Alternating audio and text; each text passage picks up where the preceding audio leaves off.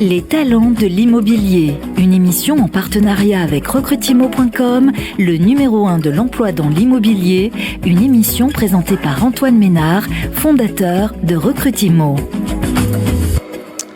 Bonjour à tous, quel plaisir de vous retrouver dans les talents de l'immobilier pour cette nouvelle année 2020 que nous vous souhaitons à tous très bonne évidemment. Aujourd'hui, nous allons aborder un sujet très important qui est quel statut choisir pour exercer dans l'immobilier.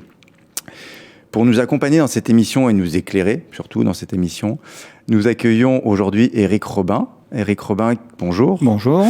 Vous êtes le fondateur du cabinet P2R. C'est cela. Qui est un cabinet d'expertise comptable. Tout à fait. Alors rapidement, afin de vous présenter, vous êtes donc expert comptable depuis 25 ans, 26 ans non, même. je ne suis pas si vieux que ça. 20 ans. 20 ans, voilà. C'est déjà pas mal. Ouais, c'est déjà pas mal. Donc depuis 20 ans, vous avez travaillé notamment chez Mazars. Oui. Et il y a une dizaine d'années, vous avez décidé avec quelques copains. On va dire, oui, copains, je dirais collègues de bureau. Collègues de bureau, de fonder votre propre cabinet d'expertise comptable. Tout à fait. D'accord. Et donc, ce cabinet d'expertise comptable, donc créé en 2010, P2R, a une particularité qui nous intéresse tout simplement, c'est que vous avez une grosse partie de votre clientèle qui sont des agences immobilières. Effectivement, on accompagne actuellement 220 agences immobilières à travers toute la France. D'accord. Et aujourd'hui, vous avez donc 5 associés, oui. Enfin vous êtes 5 associés, pardon, oui. 45 collaborateurs, et vous avez des bureaux donc à Paris, à Lyon et à Tours. Et à Tours. C'est ça, je ne me trompe pas. Non, vous ne vous trompez pas. Pas mal. Ah, je suis assez fier de moi. Bravo. Bon, donc voilà la raison pour laquelle vous êtes à côté de nous pour nous parler des statuts des négociateurs dans l'immobilier. On va y revenir. Avant cela, on va demander à Marine. Bonjour Marine. Bonjour Antoine. Bonne année. Merci, vous aussi. Marine, pouvez-vous nous faire un petit éclairage sur un petit point général sur les statuts qu'on retrouve dans l'immobilier. Quels sont-ils? Quel est le paysage?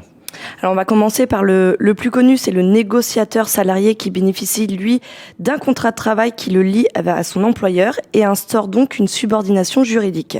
Sa rémunération doit obligatoirement comprendre un socle de base auquel une commission fixe est rajoutée pour chaque transaction réalisée. On est donc dans le salariat relativement classique. Exactement. D'accord. Et alors les autres statuts qu'on trouve aussi beaucoup dans l'immobilier sont... L'agent commercial, ou également appelé mandataire immobilier, lui, il exerce à titre indépendant. Il ne dispose pas, de carte professionnelle. C'est ça qui le différencie de l'agent immobilier. Le mandataire signe un contrat de mandat avec un agent ou un réseau immobilier titulaire, lui, de la carte professionnelle et exerce pour son compte un certain nombre de prestations de services.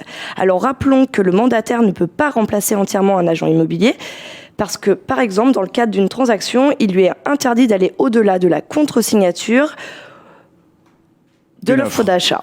C'est ça.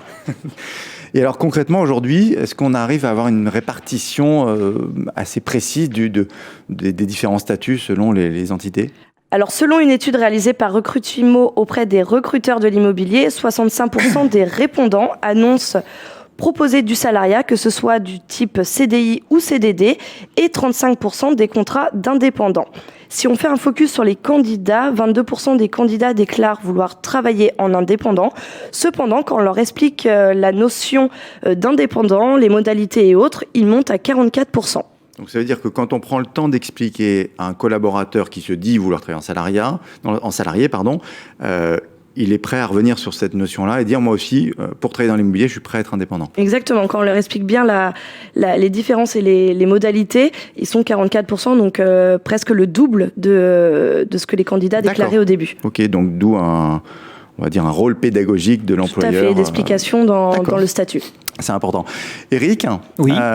Ce que vient de nous expliquer Marine, notamment les répartitions, qu'est-ce que vous constatez au quotidien avec vos 220 clients? Donc c'est quand même un panel très large. Est-ce qu'effectivement on retrouve ces proportions-là? Qu'est-ce que vous pouvez nous dire sur l'état des lieux de la profession en termes de statut? Alors il y a une petite particularité qu'il faut peut-être au préalable annoncer, c'est que dans les 220 agences qu'on accompagne, je veux dire qu'à 90%, ce sont des agences qu'on a eues dès la création. D'accord. Donc, ça peut éventuellement biaiser un petit peu par rapport à l'analyse qui a été faite de votre côté. Alors, ce qu'on a constaté depuis maintenant 10 ans qu'on accompagne des agences immobilières, c'est que, et ça s'est accéléré ces dernières années, c'est qu'à la création, on va avoir 80% d'agents commerciaux, donc des indépendants, et 20% de salariés. Quand vous dites à la création, on parle de la création de l'agence immobilière. De l'agence immobilière, oui, parce que moi, je me place au niveau des agences immobilières qui vont, du coup, pour pouvoir exercer et aller faire des transactions, utiliser soit des indépendants, donc les agents commerciaux, soit des salariés. D'accord. Donc, à la création, actuellement, donc, ce qu'on constate, c'est 80% d'agents commerciaux et 20% de salariés, donc ce qu'on va appeler des VRP, négociateurs VRP. Après, à l'issue du second exercice, la tendance, on commence à avoir plutôt une parité entre les deux, c'est-à-dire qu'il va y avoir 45% d'agents co et 55% de salariés. Et à l'issue, entre le 4e et le 5e exercice, alors là, ça s'inverse totalement, puisque là, on va avoir 80% de salariés et 20% d'agents commerciaux. Ce que vous décrivez finalement, c'est que selon la maturité de l'entreprise, celle-ci se tourne plus ou moins vers l'indépendant. Donc, plutôt au démarrage sur de l'indépendant, vous avez, pour des questions de coût, j'imagine, on va y revenir de toute façon. Oui. Et puis au fur et à mesure de la maturité de l'entreprise, de sa solidité financière, finalement, l'entreprise se tourne vers des salariés. Ça signifie quoi? Ça signifie que finalement, c'est une histoire de coût pour l'entreprise. Pourquoi tout d'un coup, moi, je décide, finalement, j'avais l'indépendant. Pourquoi je bascule vers du salarié? Au démarrage, c'est essentiellement une histoire de coût. Parce que la particularité de l'immobilier, et tous les agents immobiliers qui m'écoutent le savent très bien, c'est que une agence immobilière en phase de création, le jour où je vais ouvrir mon agence, je ne vais pas avoir quelqu'un qui va venir m'acheter un appartement. Donc il y a un effet d'inertie qui est on va dire, entre 6 et 8 mois. Et ces 6 et 8 mois, l'agence immobilière va finalement avoir que des coûts et aucune entrée d'argent. Et le système de l'agent commercial indépendant a cette spécificité, c'est que tant que l'agence n'a pas encaissé une commission, l'agent commercial ne coûte rien à l'agence. Et donc, du coup, il y a le gain qui est que l'agence peut faire grâce à ce type de statut, puisque, à l'inverse, comme l'expliquait tout à l'heure Marine, les salariés, donc ce qu'on appelle les VRP, ont ce qu'on appelle une avance sur commission qui est de 13/12 du SMIC, plus les charges sociales. Donc, on va dire, grosso modo, ça va coûter 2 200 € par salarié et par mois. Et donc, c'est pour ça qu'aujourd'hui, 80% en tout cas de nos clients se tournent au démarrage vers les agents commerciaux pour une histoire de coût. Après, par la suite, effectivement, ce que vous évoquiez, c'est que va rentrer, le coût est toujours présent parce que les chefs d'entreprise, ce qui est important pour eux, c'est de maîtriser leurs coûts, et dans le monde dans lequel on se trouve, plus on va variabiliser les coûts, mieux c'est. Mais il y a aussi tout le côté management de ces équipes et fidélisation de ces équipes. Et donc là, effectivement, c'est beaucoup plus simple de manager des salariés, puisqu'on a un lien de subordination avec eux, ce qui n'est pas le cas avec un agent commercial, puisque c'est un indépendant. Et comme c'est un indépendant, aucun lien de subordination, et donc c'est compliqué de lui expliquer qu'il doit faire une permanence le samedi. Et moi, voilà. Moi, je me positionne du côté candidat. Est-ce qu'il y a une différence entre les agents co et les VRP au niveau seniorité? Est-ce que c'est appliqué plus aux seniors, les agents co ou les VRP? Comment ça s'explique? En règle générale, en tout cas dans les clients que j'accompagne, les commerciaux sont plutôt jeunes. Je veux dire que c'est assez... il peut y avoir des personnes plus expérimentées, mais souvent ce sont des jeunes candidats qui ont moins de 25 ans, qui souvent, ça doit être la génération Tanguy, sont encore chez les parents.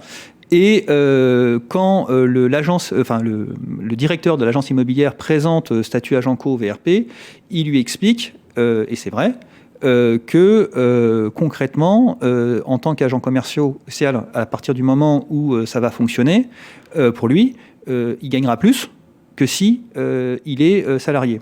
Et donc, forcément, ça l'intéresse. Après, au fur et à mesure où l'agent commercial évolue dans l'agence, il vieillit aussi. Et la vie fait qu'éventuellement, il va rencontrer un compagnon ou une compagne. Et de ce fait, là, il a besoin éventuellement de s'installer, donc quitter le nid familial. Et il va être confronté au banquier pour avoir un prêt pour acheter sa maison. Et l'agent commercial, en tant qu'indépendant, c'est plus compliqué que salarié. Moins de stabilité. Moins de stabilité. Donc, avec le temps, on va dire qu'ils vont s'embourgeoiser et ils vont vouloir un peu plus de stabilité. Donc finalement, ce que vous dites, c'est que les agents indépendants sont globalement, et encore une fois, c'est selon votre panel, plutôt jeunes. Plutôt jeunes, oui.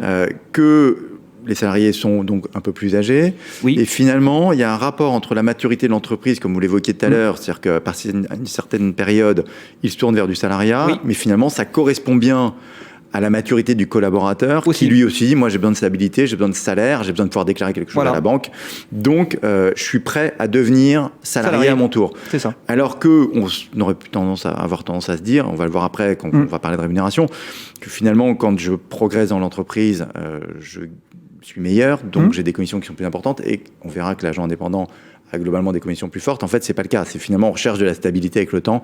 D'accord. Alors, alors, juste, il y a peut-être une particularité qu'on peut ajouter, c'est que la plupart des agents commerciaux démarrent dans le statut de micro-entreprise, d'accord. Et à l'issue de la 5e année, le taux de prélèvement en tant que alors c'est ce qu'on appelle les anciens auto-entrepreneurs, il est de 22%. Donc ça veut dire qu'entre ce qui touche et ce qu'il va avoir dans la poche in fine, il y a 22% qui vont partir. Et c'est la même montant qu'on va avoir au niveau des salaires, c'est-à-dire qu'entre le salaire brut et le salaire net, il y a aussi 22%. Donc finalement, au bout de 5 ans, il va gagner la même chose que s'il était salarié. C'est très clair. Alors je vous coupe, Eric, parce qu'on arrive à l'issue de la première partie de notre émission, parce que je ne l'ai pas précisé, mais cette émission va être découpée en 2 parties pour des questions de timing. Et on a tellement de choses à se raconter que finalement on va se retrouver, nous, dans pas longtemps, mais nos auditeurs dans 2 semaines. Donc vous nous retrouvez le 3 février pour finir cette émission. D'ici là, chers auditeurs, nous vous souhaitons 2 belles semaines. Et on vous retrouve donc le 3 février pour poursuivre cette émission avec Eric Robin, qui est l'un des fondateurs du cabinet P2R, spécialisé en agence immobilière. Eric, à très vite. Oui. Marine, à très vite également. À bientôt. À vous tous, à dans 2 semaines. Au revoir. Les talents de l'immobilier, à réécouter et à télécharger en podcast sur radio.imo et sur recrutimo.com.